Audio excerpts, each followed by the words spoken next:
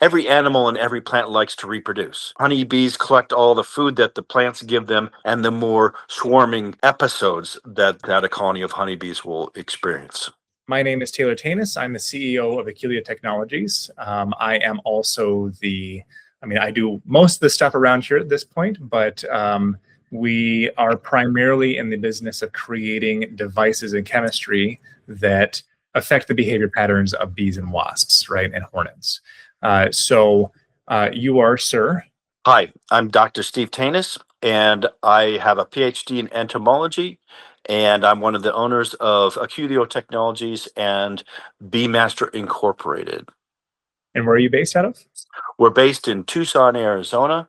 The desert Southwest has lots of different bee problems that happen, so we're in the hotbed of everything that happens with bees. I have a PhD in. Are you videotaping? Yes. Well, you have to give me some indication. Sorry. I didn't know that you were. And that's my wife, and she's also an owner in all the different things. Yeah. So for those that are wondering about any of this stuff, I am Taylor. Those are my two parents, Helen and Steve. So yes, this is pure. I'm just pure nepo baby over here. Living off mommy and daddy as the CEO of this company.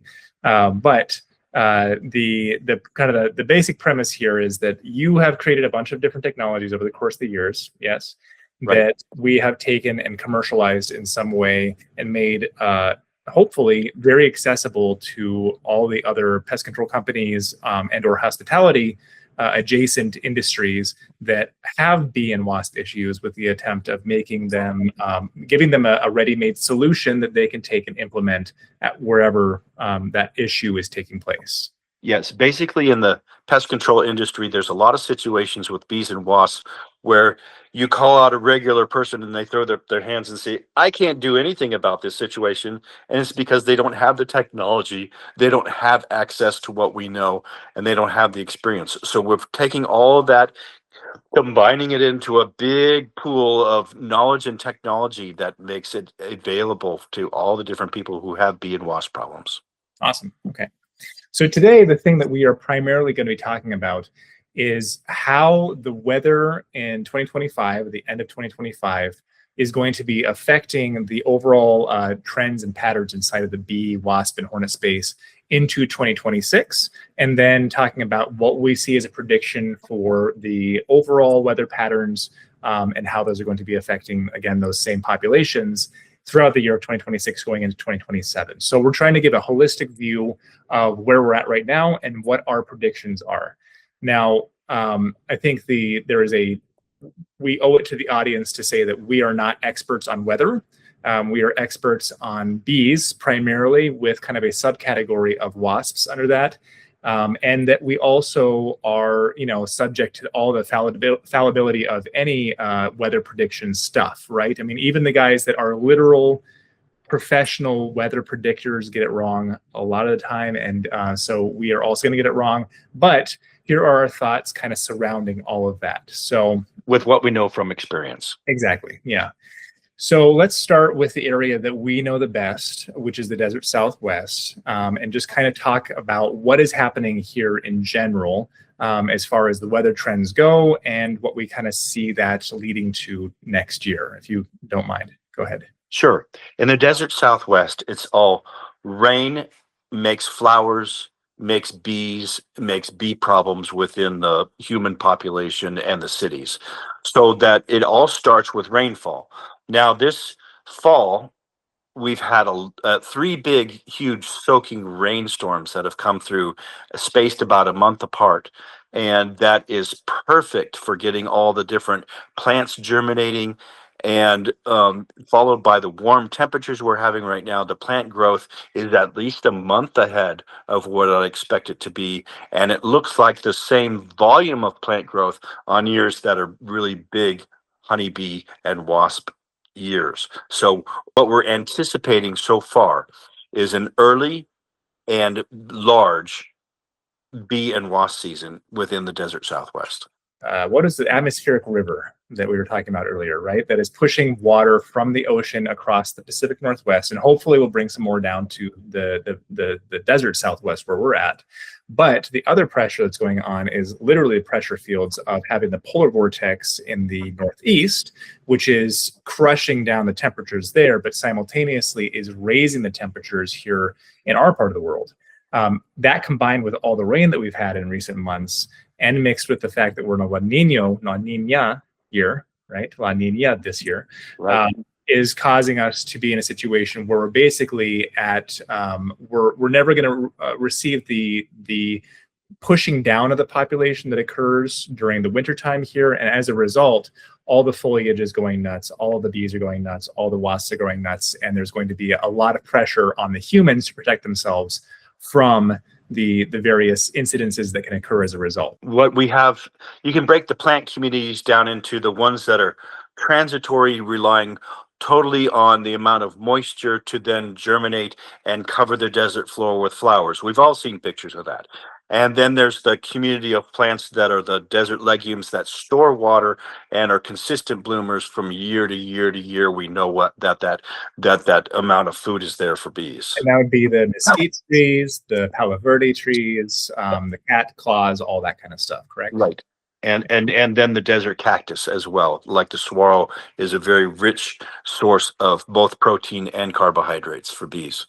Okay. So that what we look at right now, taking a snapshot of what has happened, is there's an excess of moisture that has happened to get everything germinating and growing, and the plant population is doing really, really well.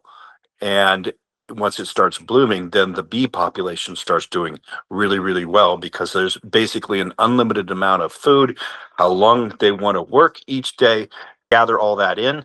Then it becomes a growing colonies of bees, which ultimately every animal and every plant likes to reproduce. So Sure. plants produce flowers, and then they produce seeds from those flowers. Honeybees collect all the food that the plants give them, and they convert it into more bees. Their colonies become overcrowded, and they start producing reproductive swarms. And the more food they have, the more swarms they produce, and the more swarming episodes that a colony of honeybees will experience. Okay. And so that's bees, right? Maybe we can speak just briefly about what we see as the result of all this for wasps and hornets. In the wasp world, what happens is that when the plants are growing, there's lots of insects that like to feed on the plants, caterpillars, bugs of all sorts, and the wasps go and collect those.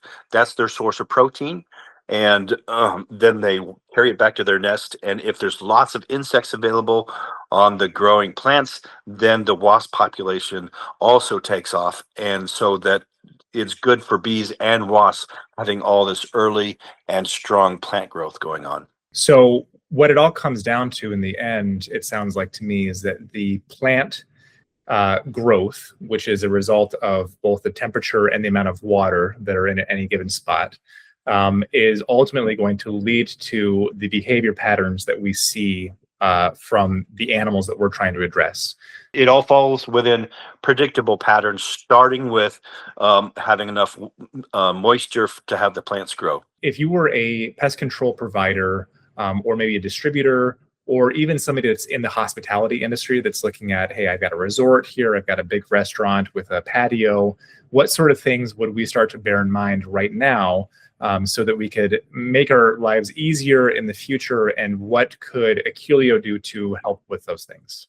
Well, some of the Aculeo type of technologies is we have very good pheromones that attract certain stages of bees, like scout bees. And so we can put those in a control device. And when a colony of honeybees is getting ready to swarm, they send out scout bees that find all the cavities in the neighborhood, and they inspect all the buildings, and they look for weaknesses and openings. And if you put scout traps on a building, then they are drawn in by the pheromone, and they end up being captured and eliminated. Now, one of the big truisms in the honeybee population is that honeybees react to positive stimulus so that when they get good positive information back, they utilize that information in foraging and in nest site selection, so Mhm. that if a scout bee finds a good cavity, it comes back to the swarm or the nest and relates that information to its nest mates. When if you are eliminating that scout bee using technology, then none of that information gets back to the swarm. They get positive information from a different location and they head over there instead of the place that has the scout traps. So in the case of a year like this, right now would probably be the best time to start implementing a scout trap program or a scout stop program, right? As early as you can, the scout stop devices should be deployed so that the buildings become protected. And think of it as a kind of a confusion or elimination of certain critical information gatherers, and that's the function of the scout stop. Gotcha. And as is true with all of our devices and all of our technologies, the idea is that we're kind of a scalpel instead of being kind of a blunt hammer or a broad spectrum pesticide company. What we're trying to do is we're trying to eliminate the very few individuals or as few individuals as possible, such that we can get the net result that we're looking for. And in this case, we're trying to just get rid of the bees that are carrying that information from the location they've marked, which is potentially a building or a foraging location, back to the main body of bees. And so if we terminate that system, that feedback loop, then there's no issue to begin with. If you eliminate the positive feedback loop, then the issues with honeybees is totally solved. Gotcha. So let's take all the same information, let's apply it to the Pacific Northwest.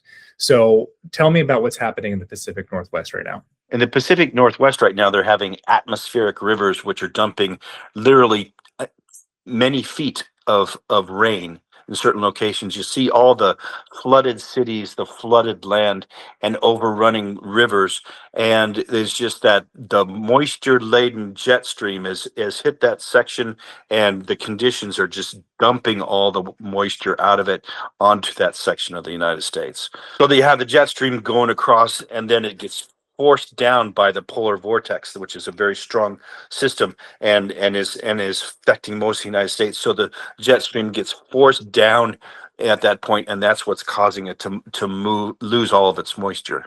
But as a result, they're also experiencing fairly warm temperatures comparative to normal right now, right? Right. So they're kind of on the same half as the southwestern United States where we're at, where they are experiencing the warmer temperatures, but simultaneously they're experiencing just an absolute ton of water, which is a really interesting thing for the people that are living there. I wish them all the luck.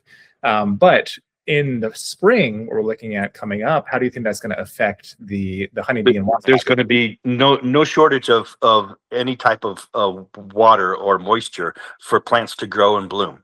Sure. So they're going to have a very strong, maybe narrow time-wise, but a very strong season for bees and wasps. And when do you think that would occur? In the middle of summer, your typical idea of summer, June, July into August. And that's when you're going to have a tremendous number of insect problems in general, but bees and wasps as well. And so during that period of time specifically, you'd be looking at probably, again, a scout stop program as the best alternative for protecting buildings from invasions, protecting properties in general, just from nuisance bees, as they'll go and investigate those locations and get stuck in them. Is that correct? Sure. But the other thing you have to think of is that flowers don't all have protein in the form of pollen and nectar in that gives carbohydrates. A lot of them have pollen only, and all the flowers that happen in the fall typically don't have a lot of carbohydrates. So that insects in general get sugar derived as the summer goes on, and their behavior switches to gleaning sugar wherever it's possible and wherever they can find it, which is usually in the human population. So as the bee and wasp populations grow through the summer very rapidly, then they start running out of sugar, which is their gasoline, their energy to keep moving and having their hives be healthy. And they start gleaning all wherever it is in the environment. And you see them showing up in all the outdoor restaurants, any place where there's lots of sugars available, and they can cause really a very serious nuisance problem. And that's where you use the buzz boxes because they are carbohydrate based control, and you can bring in all those foragers that are looking for sweets and control those using buzzbox system. Gotcha.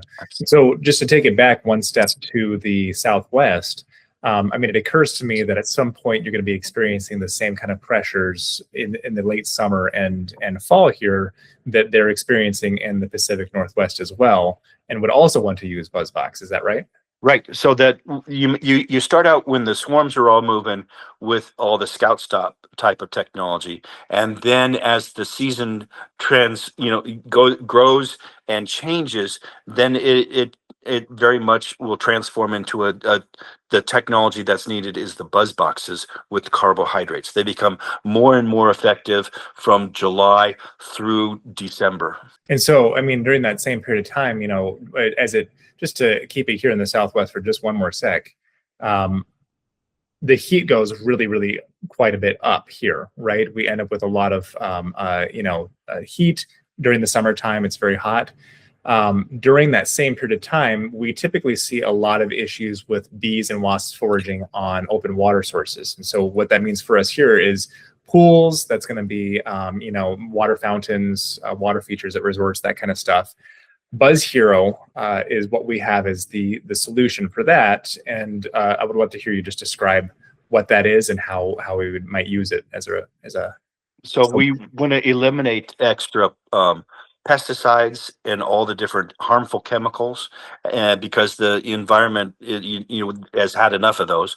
And so we have made Buzz Hero, which is a mixture of botanicals and different essential oils that is highly repellent to honeybees and wasps, so that you can imagine a swimming pool you don't want to use because there's so many bees that are collecting the water, because that's where the consistent water sources are in the desert Southwest.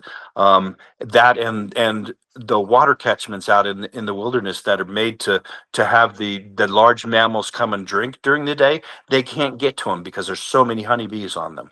So that we have situations where the honeybees dominate the water sources, and we can solve all that using a non-pesticide based spray, which is the Buzz Hero. Okay. Is it considered still a pesticide? I feel like it's considered still a pesticide. So a traditional, non-traditional based pesticide, right? Sure, but see, the EPA has a lot of different ways that they classify pesticides. Sure. And they have a certain list that's called a 25B list. And if you use only the materials that are on the 25B list, then they declare that as a safe treatment. It's a non-toxic treatment to the humans and mammals that people worry about the most. So that what Buzz Hero has done is they've taken things only based on the 25B list. So it's a spray that you can use in and around pools and all those different water sources without contaminating them, without increasing the danger to the people that would use those water sources as well. So it's a very modern but safe treatment for the honeybees. Modern bee control. Yeah, absolutely. I mean, all this stuff is modern bee control, right? It's all version of many of the things that have been just solved with the blood instrument of extermination in the past, right? Right. We are more scalpel-like than that. I want to make one little note that if we are going to be spraying it on water features, we want to very much avoid water features that have anything that's alive inside of it. That's right. True. So what we found is that we don't. The little creatures that run around inside of water are typically unhappy by having things introduced into that water, and they're just more sensitive than things that are in the air.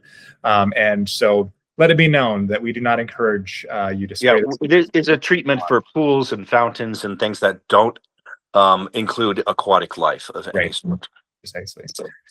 Okay, so we kind of have covered, generally speaking, Southwest, Northwest. Let's talk about the Northeast for a second. So how are they doing out in Detroit and New York City? Right now it's intense cold. There's so much cold going on that they're setting records for the amount of how low the temperatures are as compared to the desert Southwest, because it's shoved everything in here. We're setting all-time record high temperatures this week in the city of Tucson and Phoenix. So the people think intense cold must be really dangerous for all the animals, but for honeybees, as long as they have honey to consume, they can warm the nest and keep everything alive that's in there.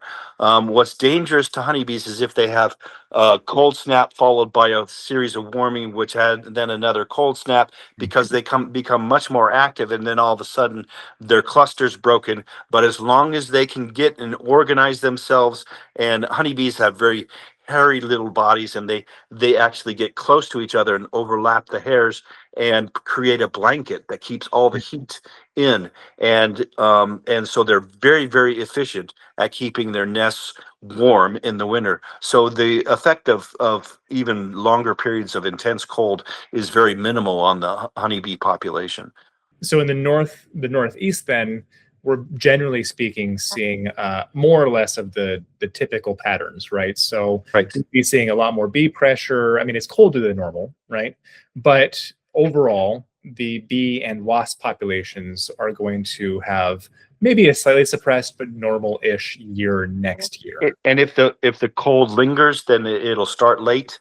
The season is, but once again, by the time it hits fall, then you have all the different social insects that are going to be short on carbohydrates, and the buzz boxes come in there, especially for yellow jackets in the Northeast. They start switching to carbohydrates in the late summer, and the buzz boxes can really assist with that type of population control.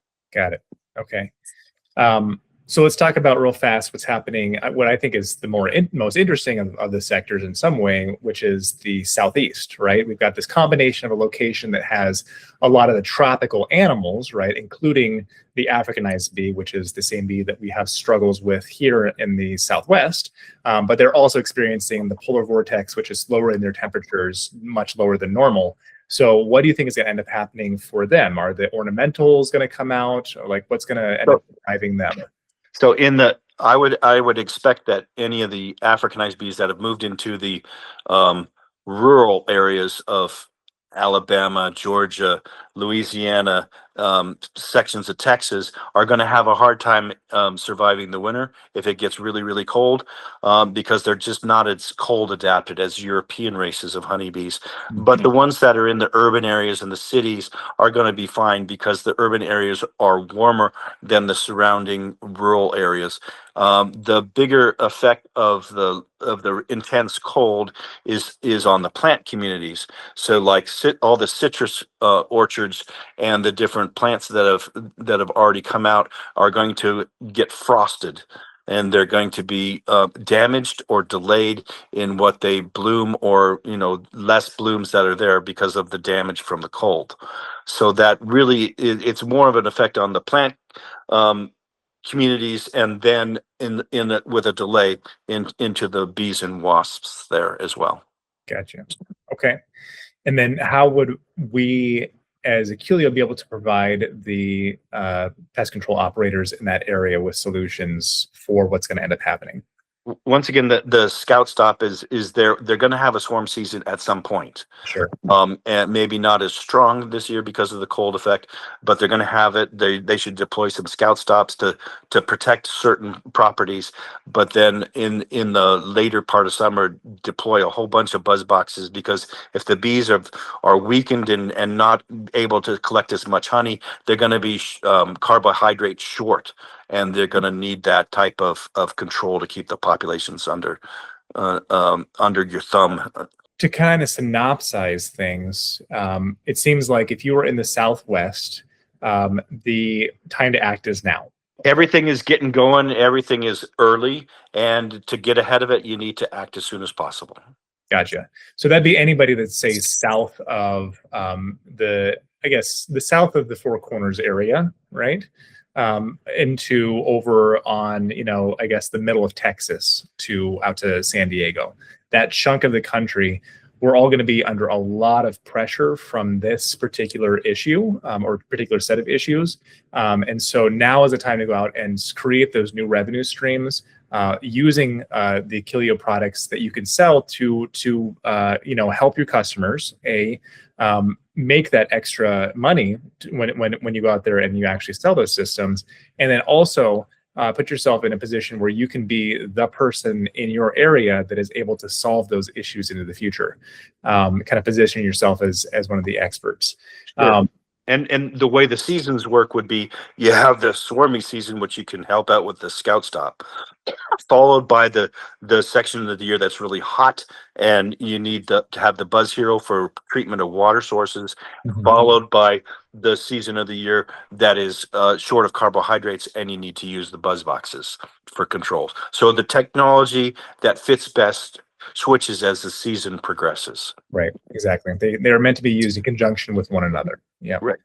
All right. And then if you are in, say, the Northwest area, it sounds like the best move is to hunker down for just a second, right? But perhaps in the very early spring, as things maybe settle down a little bit there, go out and start approaching clients where there have been classic issues where they are getting swarming season in the early spring. Go out there and start. The population is going to explode after that point. Exactly. And specifically, we're looking at the wasp population. It's going to be really crazy up there this year. That's true. Right. So especially as we get past summer and into the fall, we're going to be in a position where there's going to be a ton of sugar foraging, and we need to be protecting our clients from those specific animals that are searching for human. Especially yellow jacket control in the fall. Using buzz boxes is going to be critical. Is there anything else that people can do besides use buzz boxes to help with sugar mitigation issues or sugar foraging problems? Well, it's just sanitation, basically.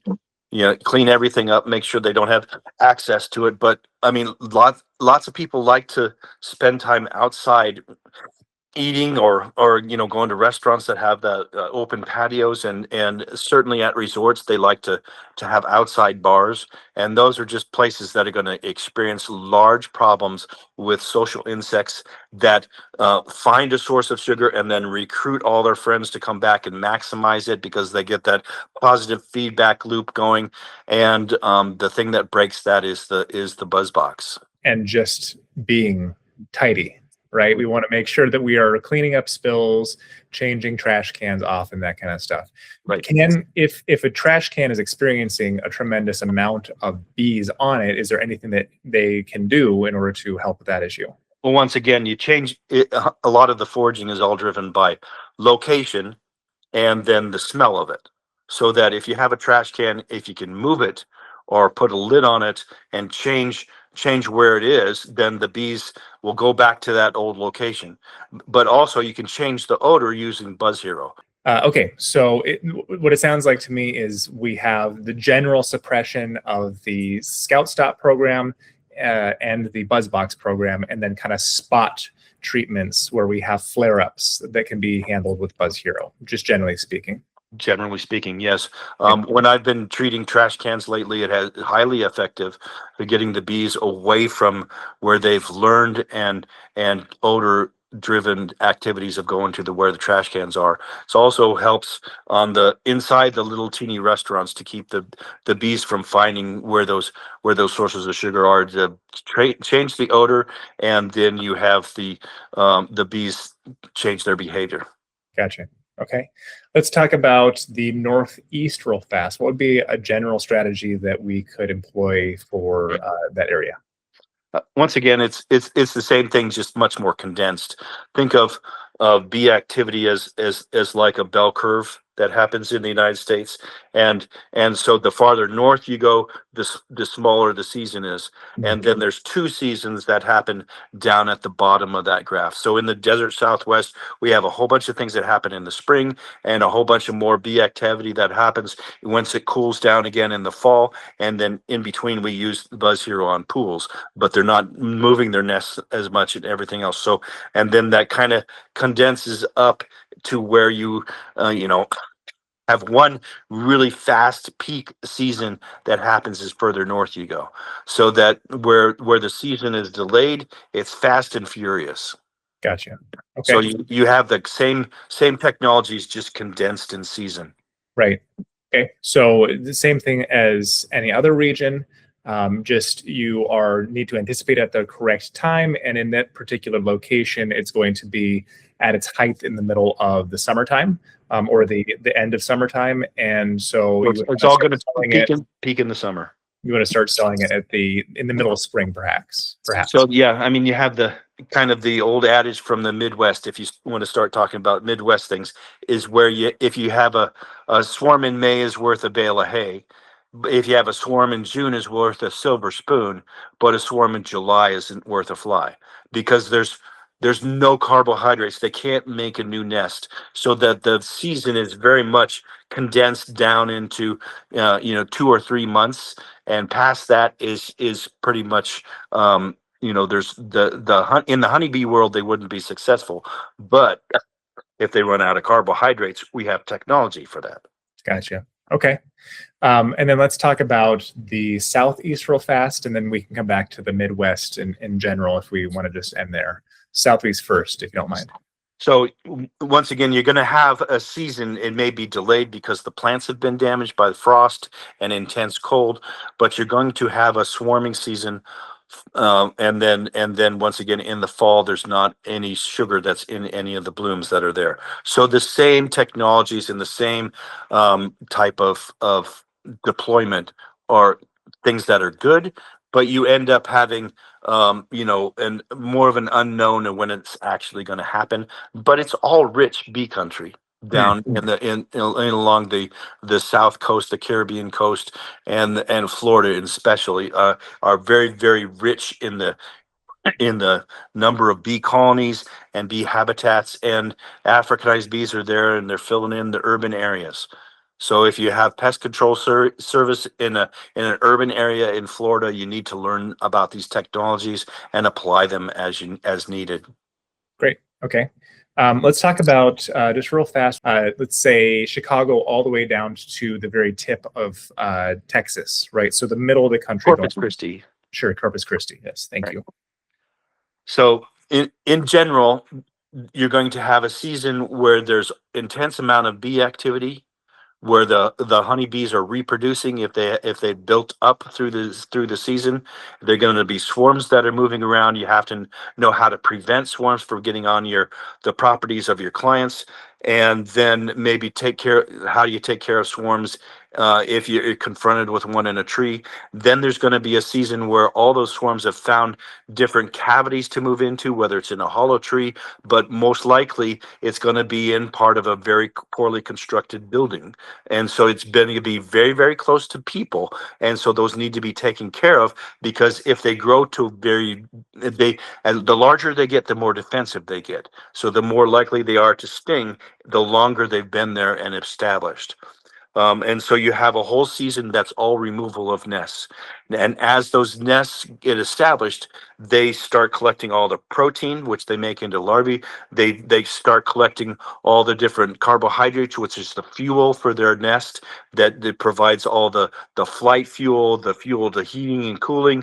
And they start collecting a whole bunch of water, so that if it gets above 90 degrees or so Fahrenheit, then you end up having the cooling that has to happen in a nest to keep it from overheating. And then you have all the seasons where they start growing to a large size, and they have everything that they need, and all the bees that after a certain point are all extra, and they can become defenders. And if their nest gets disturbed, then that's when you have these big bee attacks that you hear about on the news, where the honeybees come out to defend their nest.